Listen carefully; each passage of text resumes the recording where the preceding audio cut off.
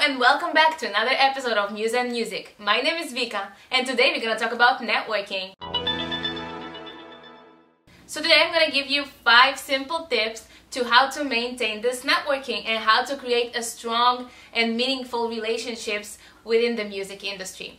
Just a little bit before we start, it's really important for me to say that when I talk about networking, I'm not necessarily talking about attending a conference or a business meeting or exchanging of cards. I'm talking about activities that we do every day, like going to a supermarket, going to a party, going to a bar. All those social events are a great place for network.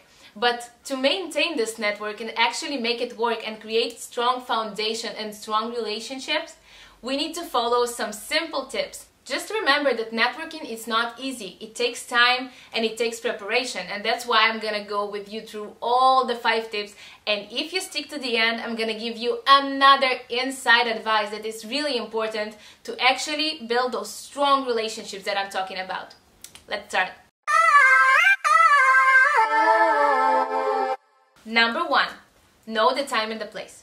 So as I mentioned before, there are certain events like conferences, business meetings, business events that it's very expected to network. And many times when you meet people there, it's very common to talk about business and tell people what do you do and where do you work and what's your role in the music industry.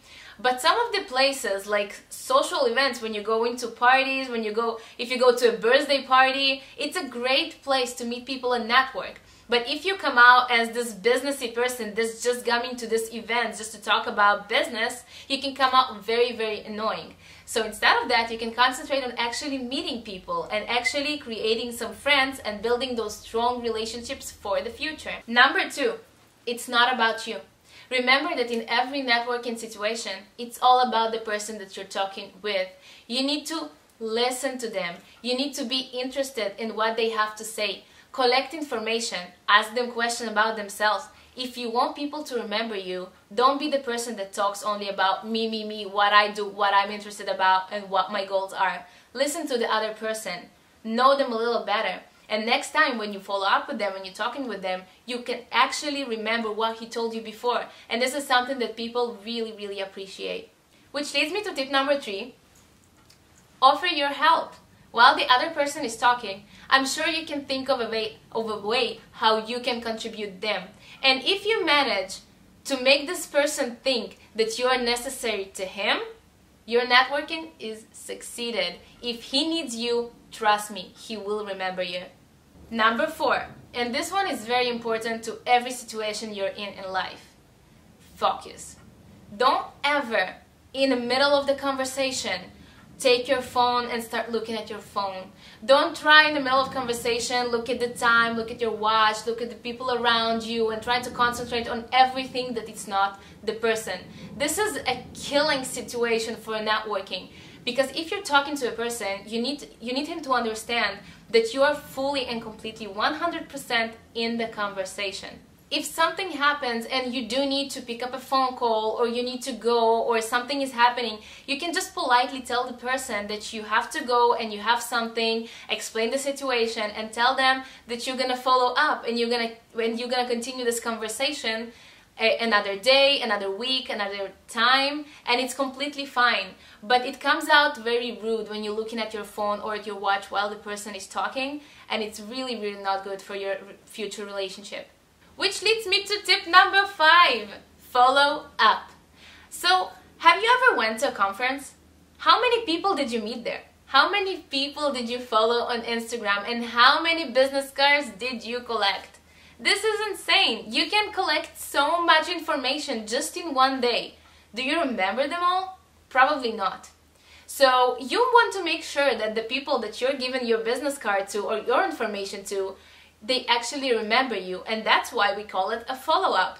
So a couple days after the event, some people say in a day, I always believe that you need to give it like maybe 2 or 3 days, and then send a follow-up email, text, or a call, whatever information the person gave you. It can be an Instagram, really depends on the business relation that you're trying to build. But you always need to follow up and remind the person, who are you? So you want to give him something personal of you to kind of help him to attach the face to the conversation, to the email.